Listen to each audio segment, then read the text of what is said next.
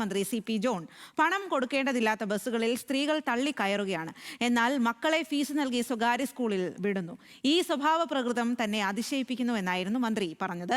പരാമർശം വൻ വിവാദമായിട്ടും മന്ത്രി പറഞ്ഞതിൽ ഉറച്ചു നിൽക്കുകയാണ്. സ്ത്രീകളുടെ ദാരിദ്ര്യത്തെക്കുറിച്ചാണ് താൻ സംസാരിച്ചതെന്നും ബസ്സിൽ തള്ളിക്കയറുന്നു എന്ന വാക്കിൽ മാത്രമാണ് പിഴവുണ്ടായതെന്നും സി.പി. ജോൺ പറഞ്ഞു. കേരളത്തിലെ ജനങ്ങളുടെ ബിഹേവിയർ, അവരുടെ പെരുമാറ്റം എന്നെ അതിശയിപ്പിക്കുകയാണ്. ബസ് വന്നാൽ കാശ് കുറഞ്ഞ ട്രാൻസ്പോർട്ടിൽ തള്ളിക്കയറും. എന്നാൽ തൊട്ടപ്പുറത്ത് കുട്ടിയെ ചേർക്കുന്നത് ഫീസ് കൊടുക്കുന്ന സ്കൂളിലാണ്. അസുഖം വന്നാൽ പ്രൈവറ്റ് ആശുപത്രി പോകാൻ പേടിയാണ്, കാരണം അവിടെ കൊടുക്കാൻ പൈസയില്ല. പാലക്കാട് നടന്ന സ്വകാര്യ ബസ് ഉടമകളുടെ സംഘടനയായ കേരള ബസ് ട്രാൻസ്പോർട്ട് അസോസിയേഷൻ സംസ്ഥാന സമ്മേളനത്തിലായിരുന്നു പ്രിയദർശിനി സർവീസിൽ യാത്ര ചെയ്യുന്ന സ്ത്രീകളെ പരിഹസിക്കും വിധമുള്ള പരാമർശം മന്ത്രി നടത്തിയത്.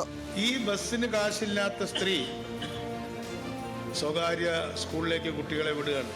ഗവൺമെന്റ് സ്കൂളിലേക്ക് ഇപ്പോഴും കുട്ടികളെ വിടുന്നതിന് പകരം ഫീസ് കൊടുക്കേണ്ടാത്ത പ്രൈവറ്റിൽ പോലും വിടാതെ ഫീസ് കൊടുക്കേണ്ട സ്കൂളിലേക്ക് വിടും അല്ലേ? ആശുപത്രിയുടെ കാര്യം വരുമ്പോൾ ഇതേ സ്ത്രീ തൻ്റെ അച്ഛനെയും ഭർത്താവിനെയും കൊണ്ട് വരാന്തയിൽ കിടക്കുകയാണ് ഗവൺമെന്റ് ആശുപത്രി. മന്ത്രിയുടെ ഈ വാക്കുകൾക്കെതിരെ പല കോണിൽ നിന്നും വിമർശനം ഉയർന്നു. പാവപ്പെട്ടവർക്ക് ആനുകൂല്യം കൊടുത്ത ശേഷം അത് പറഞ്ഞ് ആക്ഷേപിക്കരുത്. അങ്ങനെ ചെയ്യുന്നത് മാനസികമായി പീഡിപ്പിക്കുന്നത് പോലെയാണെന്ന് CPIM നേതാവ് വി ശിവൻകുട്ടി. ഒരു നിവൃത്തിയില്ലാത്ത പാവങ്ങളായതുകൊണ്ടാണല്ലോ നമ്മൾ കൊടുക്കുന്ന സൗജന്യം വാങ്ങുന്നതിന് വേണ്ടി വരുന്നത്. അവരെ എല്ലാ തരത്തിലുള്ള ബഹുമാനവും നമ്മൾ കൊടുക്കേണ്ടതായിട്ടുണ്ട്.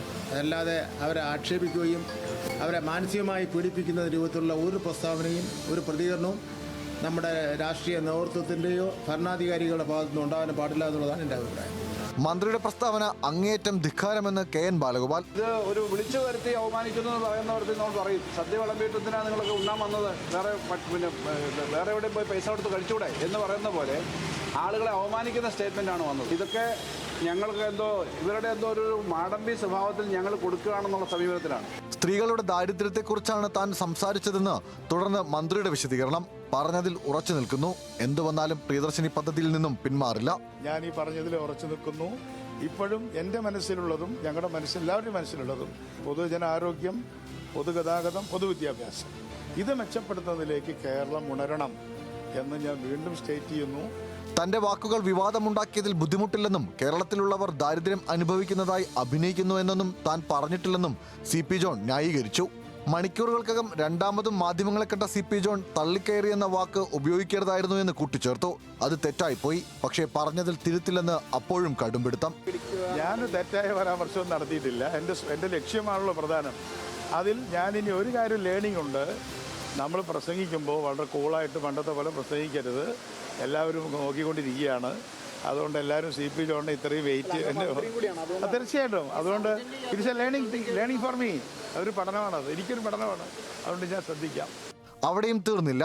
മന്ത്രി സ്ത്രീകളെ ആകെ അപമാനിച്ചു എന്നാണ് CPM സംസ്ഥാന സെക്രട്ടറിയുടെ വിമർശനം. കേരളത്തിലെ സ്ത്രീകളെ ആകെ അപമാനിച്ച ഗതാഗത വകുപ്പ് മന്ത്രി CP ജോൺ ജനങ്ങളോട് മാപ്പ് പറയണം എന്നിപ്പോഴും കേരളം ഒറ്റക്കെട്ടായിട്ട് പറഞ്ഞുകൊണ്ടിരിക്കുകയാണ്. സ്ത്രീ സമൂഹമാകെ വളരെയേറെ ശ്രദ്ധിക്കപ്പെട്ട ഒരു ജനവിഭാഗമായി കേരളത്തിൽ മാറിയിട്ടുണ്ട്. കേരളത്തിലെ ഈ ജനവിഭാഗത്തെയാണ്, ഈ സ്ത്രീകളെയാണ് ഗതാഗത വകുപ്പ് മന്ത്രി അപമാനിച്ചിരിക്കുന്നത്. DYFIയും യുവമോർച്ചയും ഉൾപ്പെടെയുള്ള യുവജന സംഘടനകൾ ഗതാഗത മന്ത്രിക്കെതിരെ രംഗത്തെത്തി. സർക്കാരിലും മന്ത്രിസഭയിലും മന്ത്രിയുടെ വാക്ക് വാവിട്ടുപോയെന്ന വിമർശനമുണ്ട്.